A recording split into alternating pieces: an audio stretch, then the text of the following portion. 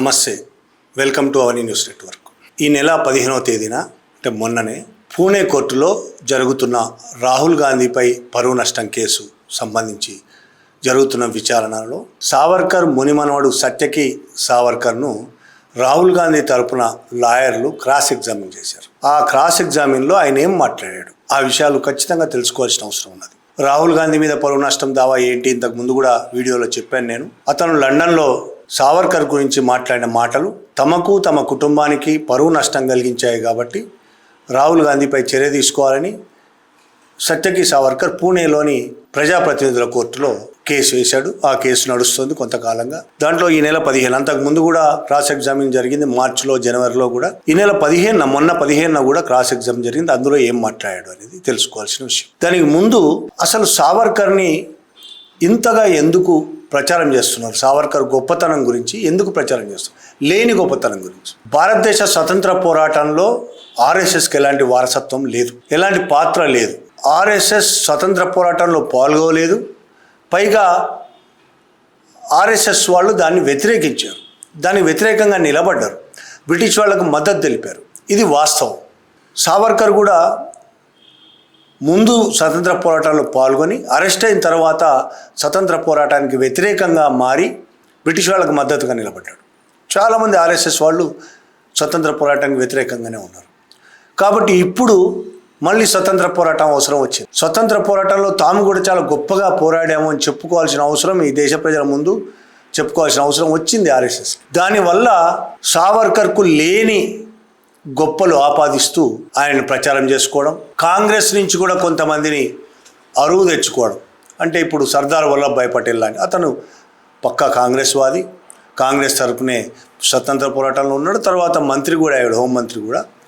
అతన్ని కాంగ్రెస్ వ్యతిరేకిగా చిత్రీకరిస్తూ తమవాడు అని ప్రచారం చేసి, గుజరాత్ కాబట్టి గుజరాత్ అంటేనే ఆర్ఎస్ఎస్ అయినట్టు తమవాడు అని ప్రచారం చేసి కాంగ్రెస్ నుంచి ఇలా కొంతమందిని తెచ్చుకోవడం, అలాగే సావర్కర్ లాంటి కొంతమందిని లేని గొప్పలు ఆపాదిస్తూ స్వతంత్ర పోరాట యోధులుగా చిత్రీకరించడం తప్ప వేరే మార్గం లేదు ఆర్ఎస్ఎస్కి. భారతదేశ స్వతంత్ర పోరాటంలో మేము కూడా పాల్గొన్నామని చెప్పుకోవడానికి, అబద్ధాలు చెప్పుకోవడానికి ఇటువంటివి కొన్ని అవసరం. అట్లా సావర్కర్ని పెద్ద ఎత్తున ప్రచారం చేస్తుంది. మోడీయే కాదు, మొదటి నుంచి ఆర్ఎస్ఎస్ అదే ప్రచారం చేస్తుంది. వాజ్పేయి ప్రభుత్వం ఉన్నప్పుడు కూడా అదే ప్రచారం చేసి, వాజ్పేయి 2003 ఫిబ్రవరి 26న ప్రధానమంత్రి ఆయన పార్లమెంటు సెంట్రల్ హాల్లో సావర్కర్ చిత్రపటాన్ని ఆవిష్కరించారు. పార్లమెంటరీ సెంట్రల్ ఆయన ఒకవైపు మనం సావర్కర్ను స్వాతంత్ర పోరాటానికి ద్రోహం చేసిన వ్యక్తిగా, బ్రిటిష్ వాళ్ళకు మద్దతు పలికిన వ్యక్తిగా, నిజం చెప్పాలంటే దేశద్రోహిగా మాట్లాడుతుంది. దేశ ప్రజలందరూ మాట్లాడుతున్న తరుణంలో ఆయనను పార్లమెంట్ సెంట్రల్ హాల్లో ఆయన చిత్రపటాన్ని ఆవిష్కరించారు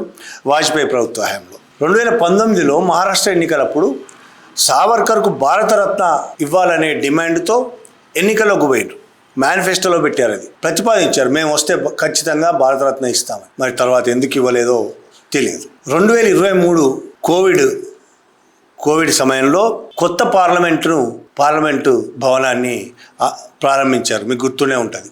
2023 మే 28న ఆ రోజు సావర్కర్ 140వ జయంతి ఉత్సవాలు కూడా జరుపుతున్నారు. ఆ సందర్భంగా దాన్ని ప్రారంభించారు. ఎందుకు ఆ రోజే ప్రారంభించాల్సిన అవసరం వచ్చింది పూర్తి కాకుండానే అనే ప్రశ్నలు వచ్చినప్పుడు దీన్ని సావర్కర్ కీర్తిని ప్రతీకాత్మకంగా ప్రజల ముందుకు తీసుకెళ్లడం కోసం దాన్ని ఆవిష్కరించారనే జవాబు కూడా వచ్చింది బీజేపీ వాళ్ళ నుంచి.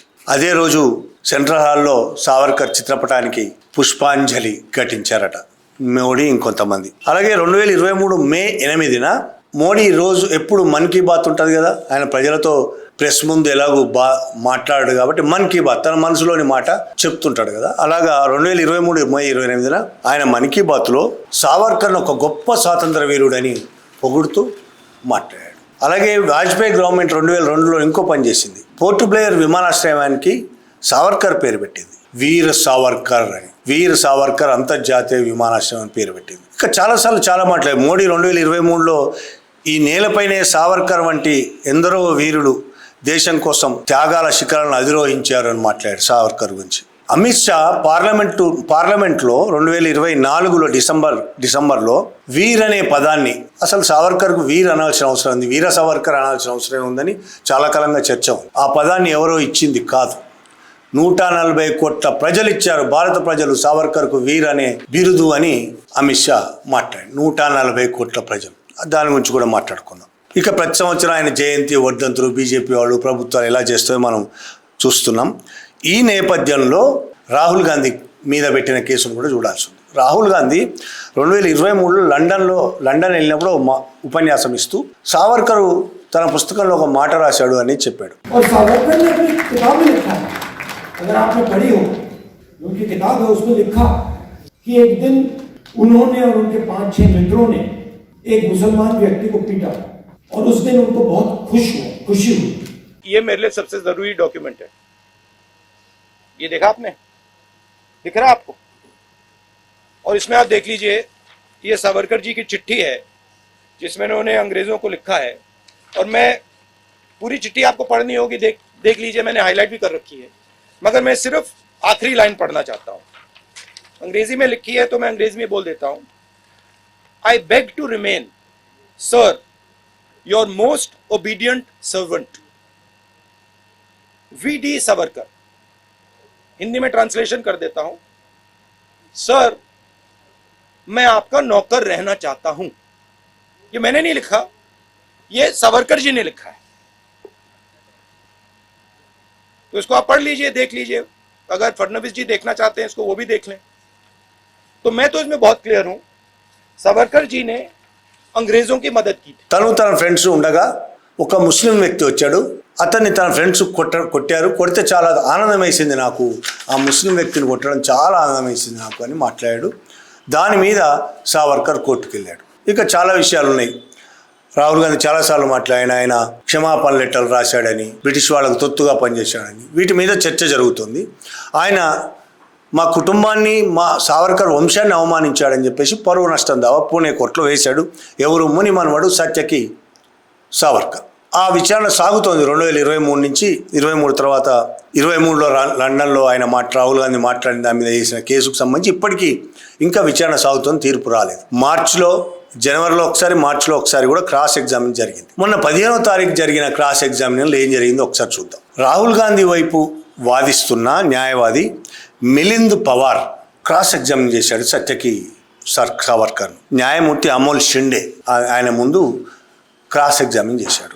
బ్రిటిష్ వాళ్లకు క్షమాపణ పత్రాలు రాయలేదు అనేది ఆర్ఎస్ఎస్ బీజేపీ వాళ్ళు చేస్తున్న ప్రచారం. సావర్కర్ రాయలేదు అని. అదే విషయాన్ని పదే రాహుల్ గాంధీ లాయరు సత్యకి సావర్కర్ని అడిగాడు. గతంలో 5 సార్లు రాశాడని సత్యకి సావర్కర్ ఒప్పుకున్నాడు. ఈసారి 10 సార్లు లేఖలు రాశాడు అనేది సత్యకి సావర్కర్ కోర్టులో ఒప్పుకున్నాడు. 10 సార్లు తన శిక్ష తగ్గించాలని, కొన్నిసార్లు శిక్ష పూర్తిగా రద్దు చేయాలని, కొన్నిసార్లు సావర్కర్ లేఖలు రాశాడు బ్రిటిష్ ప్రభుత్వానికి అనేది ఒప్పుకున్నాడు. ఆ లేఖలు ఇప్పటికీ ప్రభుత్వం దగ్గర ఉన్నాయి. ఆ రిజిస్టర్స్, పాత లేఖలు, పాత రిజిస్టర్స్ మొత్తం ఉన్నాయి, అందులో లేఖలు కూడా ఉన్నాయి అనేది సత్యకి సావర్కర్ కోర్టు ముందు ఒప్పుకున్న విషయం. ప్రభుత్వ రికార్డులు అందుబాటులో ఉన్నాయి ఇవన్నీ అని. అయితే ఈ లేఖలు ఇలా రాయడము బ్రిటిష్ ప్రభుత్వానికి లొంగిపోయినట్టో, అమ్ముడు పోయినట్టో, వాళ్ళకు మద్దతు తెలిపినట్టో కాదు. ఆ టైంలో జైల్లో ఉండే అందరూ, భారతదేశ స్వతంత్ర పోరాటంలో పాల్గొన్న అందరూ ఇదే పని చేశారు. బయటికి రావడం కోసం ప్రతి ఒక్కళ్ళు క్షమాపణ పత్రాలు రాసిచ్చారు. అందులో భాగంగానే సావర్కర్ కూడా రాశాడు. అర్థం చేసుకోండి, అందరు రాశారు. ఒక్క సావర్కర్ చేయలే ఈ పని. ఎవరు చెప్తున్నారు? ఆయన మునిమనోడు. సావర్కర్ ఒక్కరు చేసిందే కాదు, అందరు రాశారు. అప్పుడు అట్లనే సావర్కర్ కూడా రాశారు. అది లొంగిపోవడం కిందికి రాదు, అందరు రాశారు కాబట్టి. అప్పుడు రాహుల్ గాంధీ లాయర్ ఒక మాట మాట్లాడాడు. నిజమేనా? అందరూ రాశారా? భగత్ సింగ్ రాశాడా? రాజ్గురు రాశారా? ఇట్లా వాళ్ళ పేరుతో సుఖ్దేవ్, బట్కేశ్వర్ దత్ ఇలాంటి వాళ్ళందరూ రాశారా? వీళ్ళు కూడా రాశారా లేఖలు అని ప్రశ్నించాడు. ఎవరిని? సత్యకి సావర్కర్. ఒక్కసారి షాక్ అయ్యాడు కోర్టులో. ఆయన ఏం జవాబు చెప్పాలో పాల్పోలేదు. కానీ తప్పనిసరి పరిస్థితుల్లో ఒప్పుకున్నాడు. కాదు, అందరూ అలా రాయలేదు. భగత్ సింగ్, రాజ్గురు, సుఖ్దేవ్, బట్కేశ్వర్ దత్, అష్ఫకుల్లా ఖాన్ లాంటి వాళ్ళు అలా రాయలేదు. వాళ్ళు తాము నమ్మిన సిద్ధాంతం కోసం చివరి వరకు నిలబడ్డారు. క్షమాపణ పత్రాలు రాయలేదు. వాళ్ళందరినీ బ్రిటిష్ ప్రభుత్వం ఉరివేసింది. వాళ్ళు ఎవరికి క్షమాపణ పత్రం రాయలేదు. ఆ విషయం గతంలో మార్చిలో కోర్టులో జరిగినప్పుడు ఈయన ఈ ప్రశ్నకి జవాబు చెప్పడానికి అంగీకరించలేదు, జవాబు చెప్పలేదు సత్యకి సావర్కర్. ఇది భగత్ సింగ్ వీళ్ళు క్షమాపణ పత్రాలు రాశారని అడిగినప్పుడు జవాబు చెప్పడానికి నిరాకరించాడు. కానీ ఇప్పుడు చెప్పాడు, మొన్న 15వ తారీఖున చెప్పాడు, నిజమే వాళ్ళు క్షమాపణ పత్రాలు రాయలేదు, వాళ్ళు తమ నమ్మిన సిద్ధాంతం కోసం చివరి వరకు నిలబడ్డారు. దీని అర్థం ఏంటి? సావర్కర్ నిలబడలేదు, స్వతంత్ర పోరాటం కోసం, భారతదేశ స్వతంత్రం కోసం చావడానికి వాళ్ళు సిద్ధపడ్డారు, సావర్కర్ సిద్ధపడలేదు. సావర్కర్ లొంగిపోయాడు, వాళ్ళు లొంగిపోలేదు. డైరెక్ట్గా ఈ మాటలు సత్యకి చెప్పలేదు, కానీ దాదాపు అదే అర్థంగా వాళ్ళు ధైర్యంగా పోరాడారు, జైల్లో ఉండి కూడా పోరాడారు, క్షమాపణ కోరలేదు. క్షమాపణ కోరమని భగత్ సింగ్ని అడిగినా దానికి ఆయన ఒప్పుకోలేదు. కానీ ఎవరు కోరకుండానే సావర్కర్ పదే 10 సార్లు, 1-2 సార్లు కాదు 10 సార్లు క్షమాపణ పత్రం రాశాడు. అది ఎవరో చెప్పింది కాదు, దీనికి ఆర్ఎస్ఎస్ వాళ్ళు జవాబు చెప్పాలి. ఇప్పుడు ప్రచారం చేస్తున్న అంధభక్తులందరూ దీన్ని చూసి అర్థం చేసుకోవాలి సావర్కర్ ఎంత గొప్పవాడో. సావర్కర్ మునిమనవడైన సత్యకి సావర్కర్ చెప్తున్నాడు ఏందయ్యా అంటే, ఆయన 10 సార్లు క్షమాపణ పత్రం రాసిచ్చాడు, 10 సార్లు క్షమాపణ కోరాడు.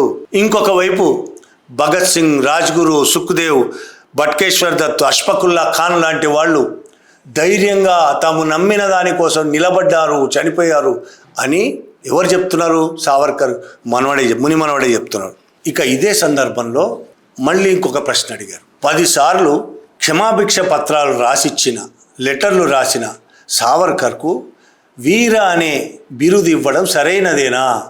వీరుడు అవుతాడా అతను అనే ప్రశ్న కూడా వచ్చింది. దానికి సత్యకి సావర్కర్ ఏం చెప్తాడంటే, ఇది ఆయన జైలుకు వెళ్ళకముందే వీర అనే బిరుదు వచ్చింది ఆయనకి. అంటే లెటర్లు రాయడం జైలుకు వెళ్ళిన తర్వాత రాశాడు కాబట్టి, జైలుకు వెళ్ళకముందే గదర్ పార్టీ తాను ప్రచురించిన కొన్ని పుస్తకాల్లో సావర్కర్ గురించి వీర సావర్కర్ అని రాసింది అని సత్యకి సావర్కర్ చెప్పాడు. కానీ ఇది కూడా అబద్ధం.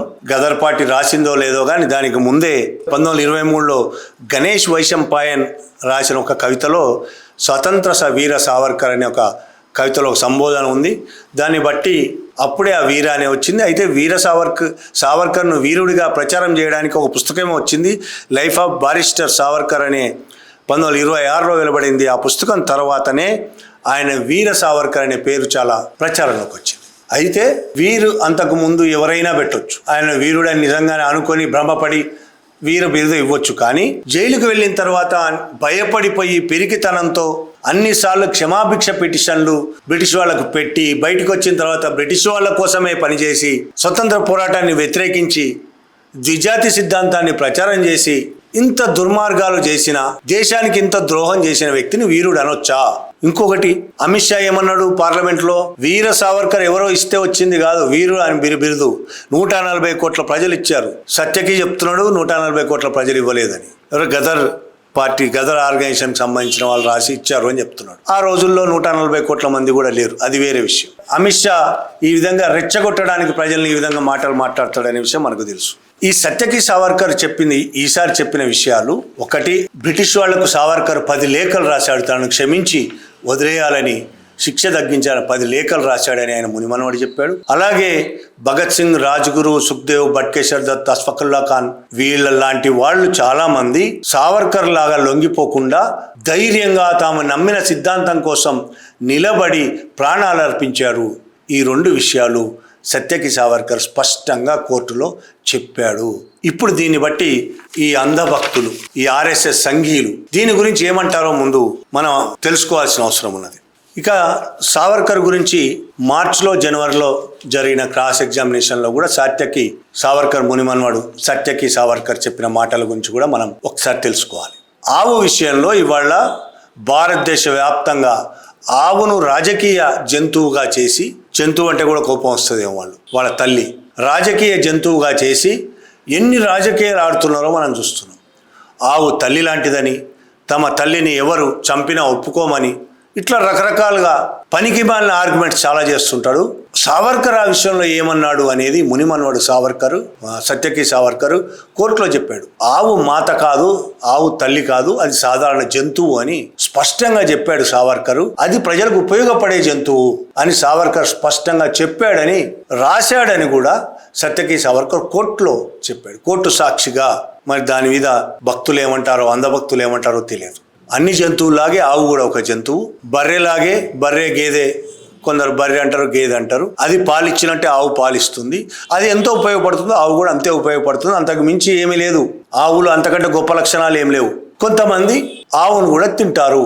ఎద్దును తిన్నట్టే ఆవును కూడా తింటారు. కొంతమంది కోళ్ళను తిన్నట్టు, కొంతమంది మేకలు తిన్నట్టు, కొంతమంది ఆవులు తింటారు. అందులో పెద్దగా అది ఆహారపు అలవాటుకు సంబంధించి. పోనీ బీజేపీ, ఆర్ఎస్ఎస్ వాళ్ళు దీన్ని పూర్తిగా వ్యతిరేకిస్తారా?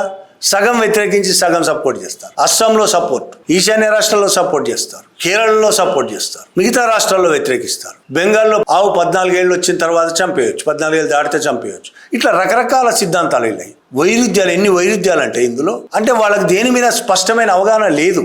రాజకీయాలు చేయడం తప్ప, దేనైనా పట్టుకొని రాజకీయాలు చేయాలనుకుంటారు తప్ప దేని మీద స్పష్టమైన అవగాహన లేదు.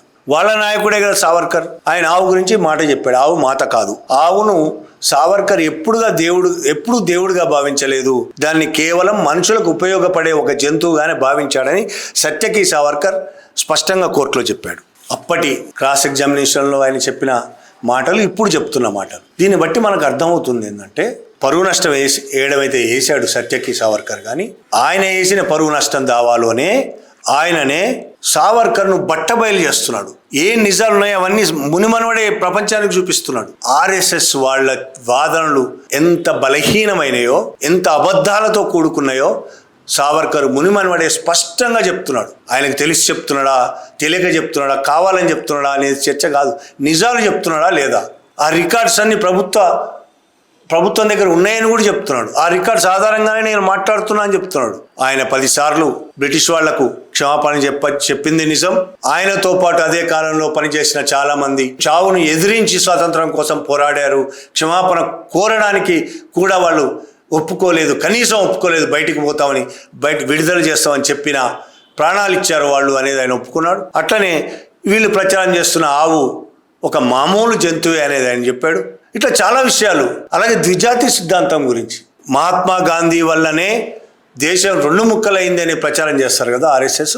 సావర్కర్ జిన్నా ద్విజాతి సిద్ధాంతాన్ని ప్రతిపాదించిన జిన్నా చేసింది కరెక్ట్ అయిన పనే, నేను దాన్ని ఆమోదిస్తున్నా అని సావర్కర్ అన్నాడని ఆయన మునిమనవడు సత్యకి సావర్కర్ కోర్టు ముందే చెప్పాడు. ద్విజాతి సిద్ధాంతాన్ని ప్రచారం చేసింది ఆర్ఎస్ఎస్, అలాగే జిన్నా. వాళ్ళు ప్రచారం చేసి పాకిస్తాన్ విడిపోవడానికి కారణం వాళ్ళు అయ్యారు. వాళ్ళు కారణం, అసలు కారణం. విడిపోవాలని కోరుకున్నది ఆర్ఎస్ఎస్. పాకిస్తాన్ మన నుంచి విడిపోవాలని కోరుకుంది. ఇవాళ అఖండ భారత్ అని కథలు చెప్తున్నది, కానీ పాకిస్తాన్ విడిపోవాలని కోరుకున్నదే ఆర్ఎస్ఎస్. మొదటి నుంచి సావర్కర్ అదే పని చేశాడు. జిన్నాతో చేతులు కలిపిన వాడు సావర్కర్, ఆర్ఎస్ఎస్ చేతులు కలిపిన వాళ్ళు. కొన్ని చోట్ల కలిపి పోటీ చేశారు ఎలక్షన్స్లో. ఇప్పుడు అబద్ధాలు ప్రచారం చేస్తూ దేశాన్ని నాశనం చేయడానికి కుట్ర చేస్తున్నారు. ఇప్పటికైనా ప్రజలు అర్థం చేసుకోవాలి.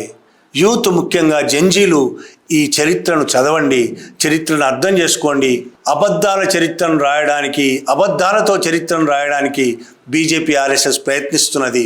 ఆ కుట్రలను అర్థం చేసుకోండి, నిజాలను తెలుసుకోండి, చరిత్రలోంచి నిజాలను వెలికితీసి నిజాలను తెలుసుకోండి. వీళ్ళు చేసిన దుర్మార్గాలను అర్థం చేసుకోండి. సావర్కర్ లాంటి వాళ్ళు ఎంత దేశద్రోహులో, వాళ్లకు అనుచరులైన వాళ్ళ వారసత్వాన్ని కొనసాగిస్తున్న ఇప్పటి ఆర్ఎస్ఎస్ కూడా అంతే దేశద్రోహి. ఇది అర్థం చేసుకొని ఈ దేశ ప్రజలు ఆర్ఎస్ఎస్ని దేశం నుంచి తరిమి కొట్టాలి. Thank you very much.